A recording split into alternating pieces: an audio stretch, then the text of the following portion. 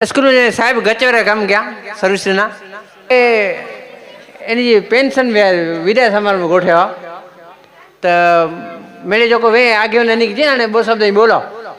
तो गाम जे सरपंच आई बोले दो चार शब्द वो मूर्ख क्या मूर्ख आई पर कहीं स्कूल साहब बने तो बो शब्द कहीं चौथ एनी के बनी लगे ना सची के मजा जाए तो मूर्ख का ना ही मुझे बाजू कम न वे आई आई करे तो फतवा है बहुत बहुत है तो मेरे चाह ना ना आई गाम जा आयो वड़ा व्यक्ति है सारा व्यक्तित्व तो जो सारा आयो कि बोला थे ये राजी थी तो मुर्गा का अच्छा मुझे विषय ना पूछो ना बोला एक जे बेव वाफी न हो तो ना ना वांधो ने तो माइक ने मुर्गा चल था ने छेला 3 વર્ષ થી 5 સાહેબ છોકરાને ભણાવી હતા અને પાંચે છોકરા કદે નિશાળ બની કદે નવી હરામ સાહેબ કદે વ્યાધી નેતે ક્યાં પાંચે છોકરા લેસન કરી ન કરી સાહેબ કદે પાંચ આંગળી ના છૂતા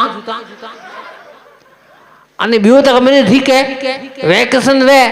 પા ફંદ ભારો દિયો કે ન દિયો ઈ છેલે બે કે ની પગાર ન મળે તો પાંચા મદન ભોજન जा ठामड़ा विकीने पंजो घर हलाया थे